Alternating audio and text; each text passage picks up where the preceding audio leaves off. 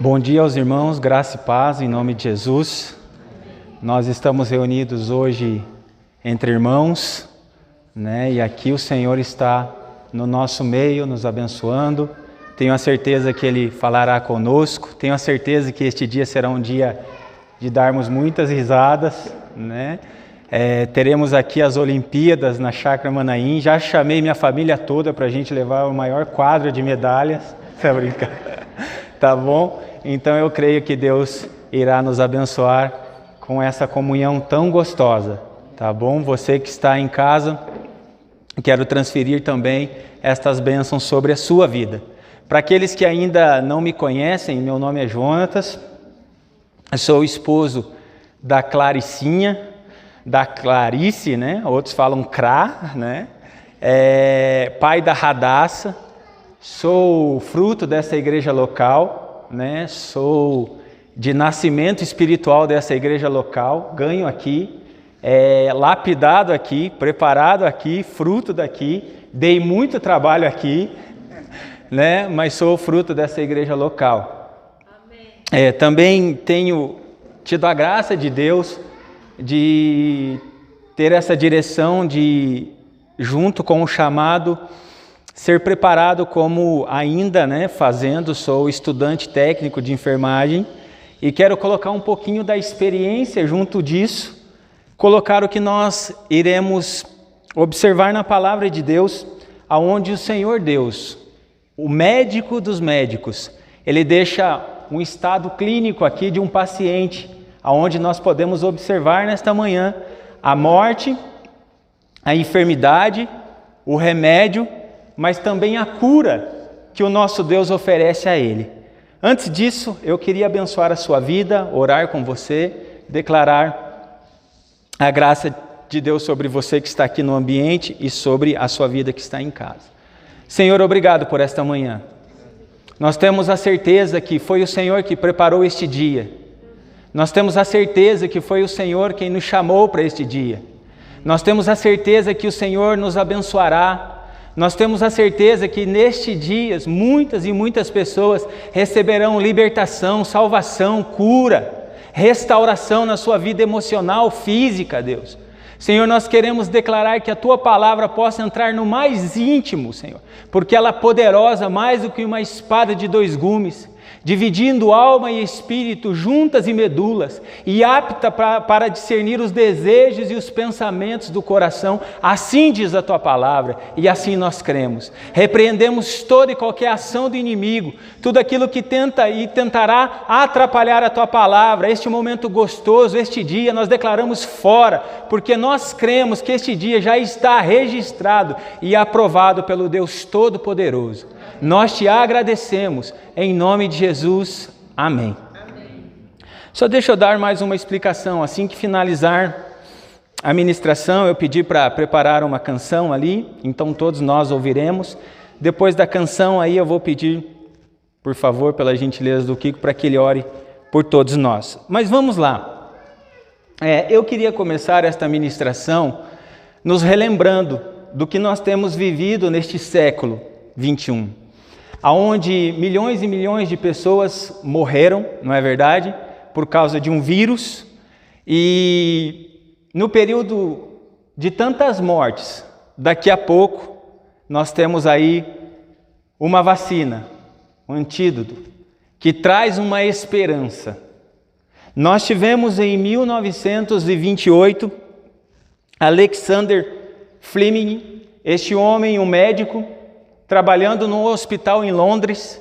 Ele começa a ver na Primeira Guerra Mundial milhares e milhares e milhares de soldados morrendo, através de infecções, através de bactérias, e ele, como um fator surpresa, creio eu, de todo o coração, sendo usado por Deus, muitas vezes sem saber, ele traz um antídoto, ele traz um remédio, ele traz ali no momento de morte uma esperança, ele traz um medicamento, ele traz um antibiótico chamado penicilina, aonde muitos de nós já tomamos, aonde muitos de nós, quando saímos dali, com aquela vacina, um sai mancando, outro sai chorando, Mas ela foi a cura para milhares e milhares de soldados na Segunda Guerra Mundial.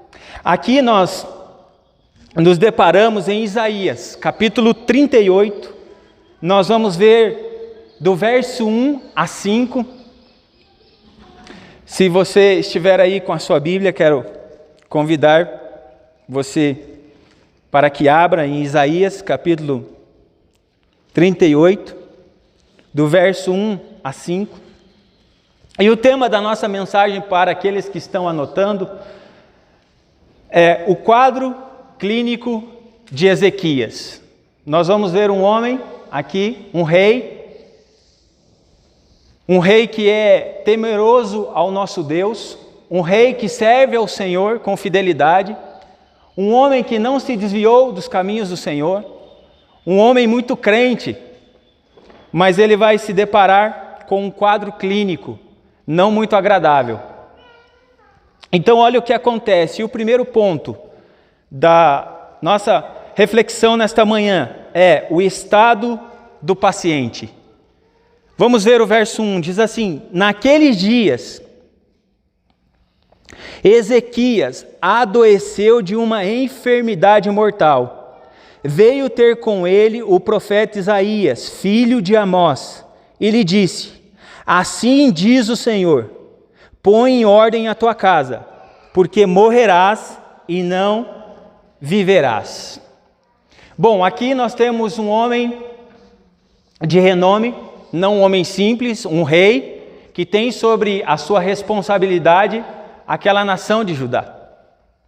Ezequias, ele governou aproximadamente 29 anos, ele foi o 13º rei de Judá, e a sua morte acontece aproximadamente 687 anos antes de Cristo.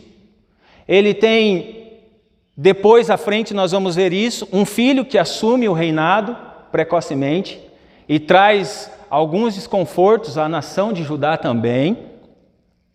Mas nós estamos aqui diante de um rei, diante de um homem que serve ao Senhor, diante de um homem que tem um temor ao Senhor, diante de um homem que agora recebe do profeta. Quem eram os profetas? Eram homens que traziam palavras vindas do Senhor para o coração de uma pessoa, para o coração de uma nação, para um povo específico. Então o profeta Isaías está trazendo agora esta palavra profética para um rei, dizendo assim: olha, você irá morrer, você está com uma enfermidade mortal. Irmãos, independente se servimos ou não a Deus, e aqui especificamente para nós teremos notícias boas, amém? Mas no decorrer da vida nós podemos nos encontrar com notícias também que não serão agradáveis a nós. Mas nós não devemos viver por aquilo que nós estamos ouvindo. Nós não podemos focar naquilo que vemos, concordam comigo? Nós não vivemos pela emoção. Tanto que Hebreus capítulo 11, verso 1, a parte A do versículo diz assim: ora, a fé é a certeza das coisas que se esperam e a convicção de fatos que não se veem. Ou seja, nós não vivemos por aquilo que ouvimos do mundo externo. Ah, mas eu recebi um laudo médico durante essa semana e fiquei muito triste. Ah, eu acho que é o fim do meu ministério. Ah, eu ouvi algo que me entristeceu na minha família. Pois bem, ouvimos, mas colocamos aqui na caixinha do esquecimento e continuamos crendo nas promessas do Senhor. Não é o seu fim, não é o final da sua história. Muito pelo contrário, eu creio que Deus tem uma resposta para você, para mim, teve para Ezequias. Mas no momento ele estava vivendo de uma enfermidade mortal, um pouquinho à frente. A Bíblia diz que era uma úlcera. E quais são os sintomas? Dor, fadiga, urina e fezes com hemorragia, sangue, vômitos, tonturas, coisas horríveis. Mas nós vamos ver que este homem, ele não fica com a informação que ele recebeu momentaneamente. Ele não fica com essa informação. Eu não sei qual é o seu estado clínico nesta manhã. Eu não sei o que você está passando emocionalmente. Eu não sei quais foram as respostas que você recebeu este ano, este mês, esta semana. Mas eu quero declarar nesta manhã mais uma vez, Hebreus capítulo 11, verso 1. Ora, a fé é a certeza. E nós temos fé num Deus todo-poderoso. E Ele vive. E porque Ele vive, nós continuamos crendo no amanhã. Amém? Então, nenhuma notícia irá te abalar. Nenhuma notícia pegará o Senhor de surpresa. Nenhuma notícia. Vamos continuar um pouquinho à frente. Diz que Ezequias, aqui, além desta enfermidade ser mortal, porque a pessoa pode ter uma enfermidade mortal, mas ela pode receber a cura. Aqui estava decretado a morte dele. O profeta Isaías disse que ele iria morrer. E o ser humano, ele não está preparado para a morte. Nós, os cristãos, nós sabemos que nós estamos aqui nesta terra de passagem, não é verdade? Billy Graham já dizia que a sua morada eterna era a casa do Senhor, que aqui nós estamos de passagem, mas o ser humano, ele não está preparado para a morte. Nós estamos vendo os noticiários, nós acompanhamos a questão do coronavírus. Eu tenho acompanhado, eu tenho escutado. Esta igreja local, eu creio que os irmãos de Joinville, os irmãos que estão nos acompanhando pelo Face, oraram por médicos, oraram por enfermeiros, oraram por funcionários nos hospitais, mas muitos foram abalados. O seu emocional não aguentou. Por que, irmãos? Tanta morte, morte, morte, esperando um sair para outro entrar, morre aqui, morre ali, chamando. A gente viu noticiários de caminhões levando corpos, milhões e milhões e milhões de pessoas, 3,5 milhões de pessoas morreram no mundo por este vírus. Ezequias estava com a sua vida decretada a morte. O homem sem Deus, o final é a morte. Para nós, a morte, ela não é um fator surpresa, porque o Senhor Jesus, Ele deixou registrado na palavra de Deus, para que nós tenhamos ânimo, que Ele venceu a morte. Ô morte, onde está o seu aguilhão? Foi vencido pelo Senhor Jesus. Irmãos, a igreja, ela é responsável por trazer vida. Cantamos aqui, fomos ministrados aqui, recebemos aqui um convite do Senhor Jesus para sermos esse instrumento de Deus para levar a vida onde há morte. Esses dias na devocional, na quarta-feira, ou na quinta, se não me falha a memória, nós tivemos uma canção da Aline Barros, e aquilo foi mexendo com o meu coração, como um farol que brilha. Quero ser usado da maneira que te agrada, Senhor.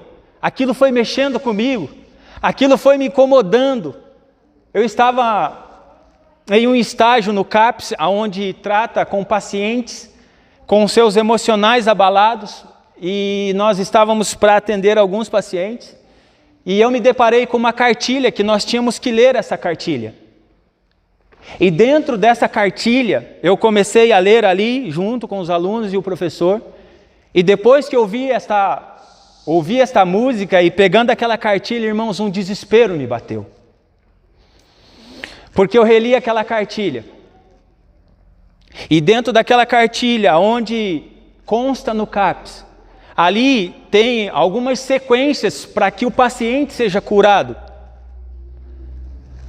Crochê, esporte, lazer. Mas ali dentro, quando eu acabei de ler, o Espírito Santo falou assim: você prestou atenção? O que está dentro dessa cartilha? Qual é o fator? O que está aqui dentro? Qual é o remédio para a cura das emoções desse paciente? E eu confesso para você que eu passei batido. Eu falei: Senhor, eu não prestei muita atenção. E o Espírito Santo falou: leia de novo. E eu li de novo. E ali dentro daquela cartilha estava dizendo que uma das possibilidades, e eu creio que é a única possibilidade, que o paciente deve trazer junto com o seu tratamento ao CAPS, para que as suas emoções sejam saradas. Ali estava que todos os pacientes deveriam procurar uma igreja, deveriam congregar em um lugar. Como igreja, como irmãos, nós sabemos que igreja, ela não é algo físico. Nós somos a igreja. Nós sabemos que quando nós vamos para a igreja, nós vamos buscar o Senhor Jesus. Buscar a Ele. Nós vamos atrás dEle. Nós recebemos a cura através dEle. E aí aquilo começou a bombardear o meu coração. E eu tive que fazer um estágio entre aqui dentro da morte. Eu não vou dar muitos detalhes por questão de ética. Mas, irmãos, eu fui para outro estágio e eu me deparei com um paciente, clinicamente, com a morte decretada. Uma pessoa com Alzheimer, com o seu corpo totalmente debilitado, emoções debilitadas, fisiologicamente tudo comprometido, a sua fala já destruída. E eu com aquela música, eu quero ser usado da maneira que te agrada. Eu já tinha cuidado dessa paciente, ela se alimentando por sonda, não falava. Irmãos, eu fui incumbido de cuidar dessa pessoa, com mais uma técnica, algumas pessoas cuidando. Eu entro no quarto, começamos a fazer todos os procedimentos. Irmãos, começou a me bater um desespero tão grande, uma vontade de chorar, um desespero.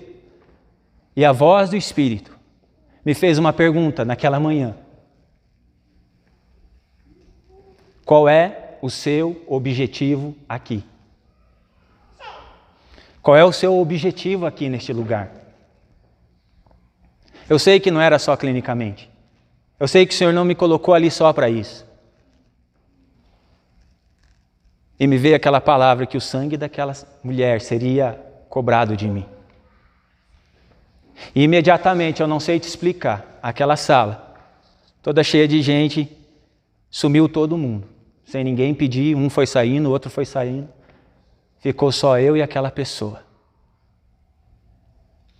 Quando eu chego perto dela, ela, como eu acabei de falar, com todo fisiológico, a sua fala comprometida.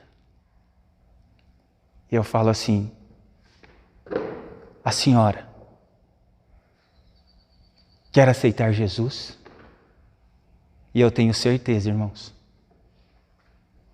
que a morte estava ali. Eu senti a sensação da morte. Sabe o que aconteceu? Nós vamos seguir lá no final, a gente vai ver o final de toda essa história. Mas a morte aqui era decretada na vida de Ezequias. E o que ele faz com essa informação? Nós vamos ver logo após aqui o segundo e terceiro ponto o que acontece. Mas tem mais uma coisa aqui dentro desse primeiro ponto, o estado desse paciente. O Senhor diz assim: coloca a sua casa em ordem.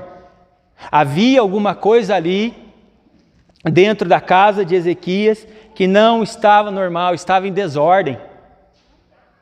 E o Senhor pede para que ele coloque em ordem tudo aquilo que está em desordem.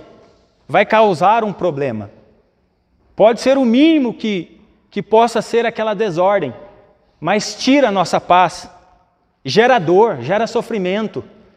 É só a gente olhar para uma unha encravada ali no cantinho do dedo, tão mínimo, mas causa um desconforto enorme, não é verdade? E o Senhor pede para que ele, através do profeta Isaías, ordene a sua casa. Havia algo de errado. Irmãos, um pouquinho mais para frente ou lá atrás, em 2 Reis, capítulo 21, de 1 a 18, depois você pode ler na sua casa com mais tempo, nós vamos pegar alguém que era filho de Ezequias, e a sua mãe ali Efizibá tem um filho chamado Manassés. Quem foi ele? Um dos piores reis de Judá. Um homem que profanou o templo do Senhor, um homem que era adivinhador, um homem que sacrificou o seu filho, matou para sacrificar a ídolos, filho de Ezequias. E o Senhor estava alertando: coloque a sua casa em ordem. Coloque a sua casa em ordem.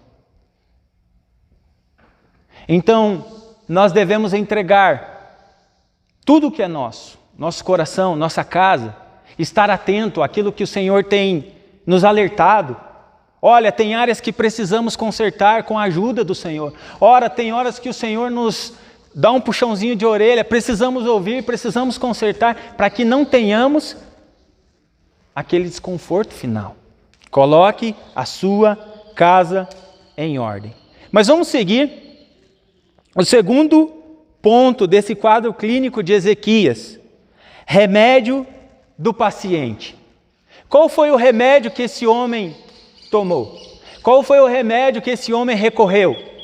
Aqui no verso 2 diz assim: então virou Ezequias o rosto para a parede e orou ao Senhor.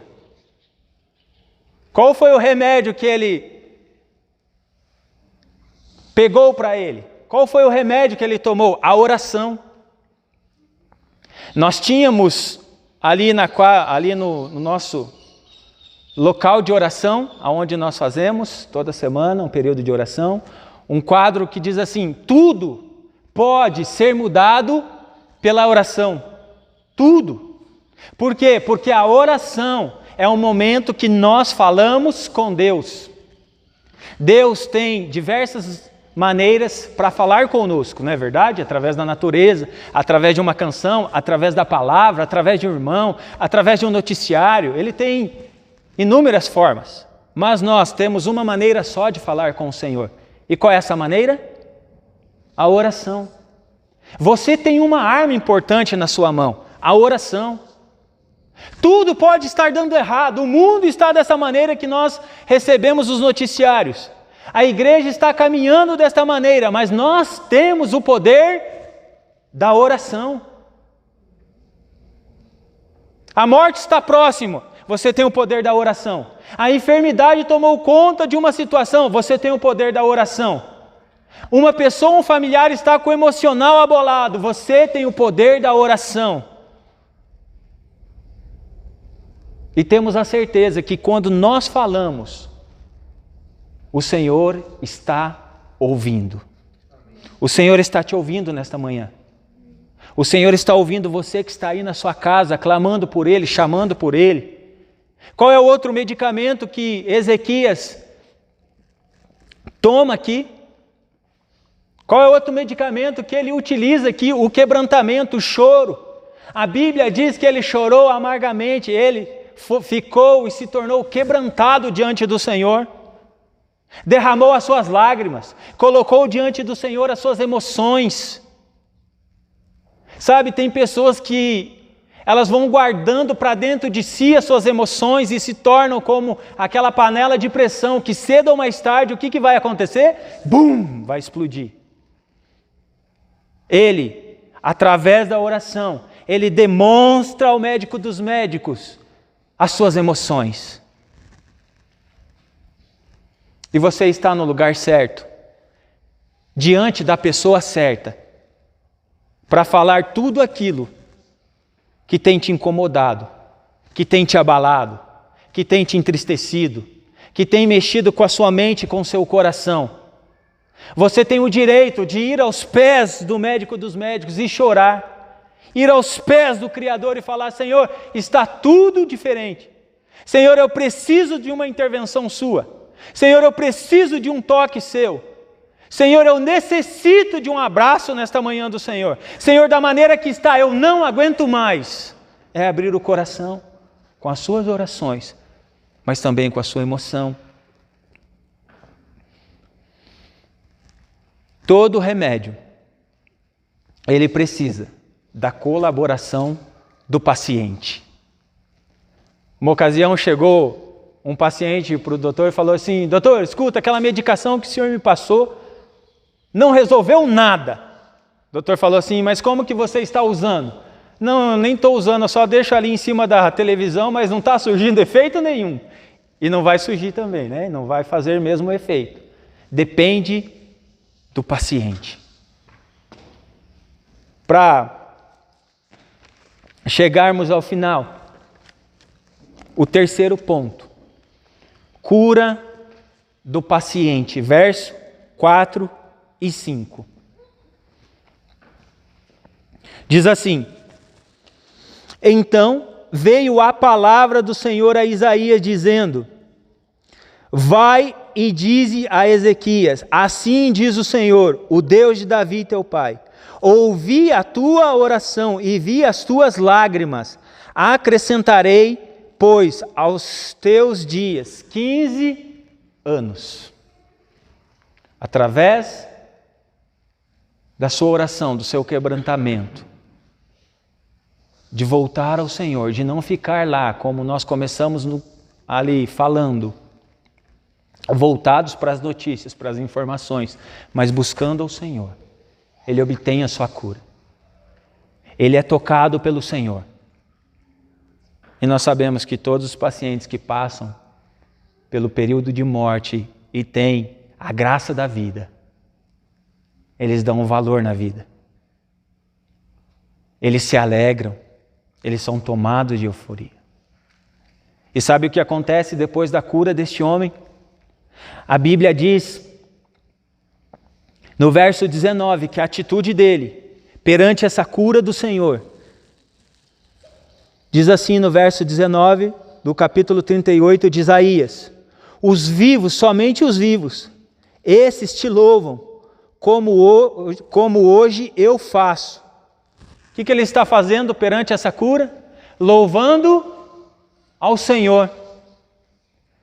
A Bíblia diz que todo ser que respira, vamos lá de novo? Todo ser que respira, louve ao Senhor. Depois deste milagre, depois da morte decretada, depois de tantas situações horríveis, agora com a cura, o que este homem faz, Ezequias? Louva ao Senhor, adora ao Senhor. Obrigado, Deus. Qual é a outra reação dele? O que ele recebe do Senhor? Não somente a cura, mas algo interessante. Olha o verso 20. O Senhor veio salvar-me, pelo que, tangendo os instrumentos de cordas, nós o louvaremos todos os dias de nossa vida na casa do Senhor. Salvação. O Senhor salvou Ezequias de uma morte final. Quantas pessoas, e aí eu quero confessar a vocês, antigamente eu falava da boca para fora que o importante não era somente a cura, mas sim a salvação, porque o mesmo doente que é curado hoje, ele pode partir amanhã, mas isso era somente de fala. Irmãos, até que nesta quinta-feira, retornando ao testemunho, quando eu estou ali do lado daquela cama,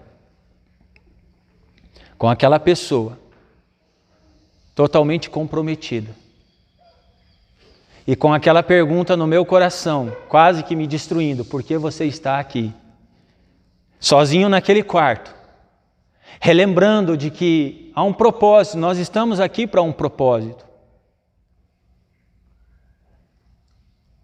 Quando eu chego perante aquela senhora e faço aquela pergunta, que aquela canção que estava me corroendo por dentro, como um farol que brilha, quero ser usado da maneira que te agrada.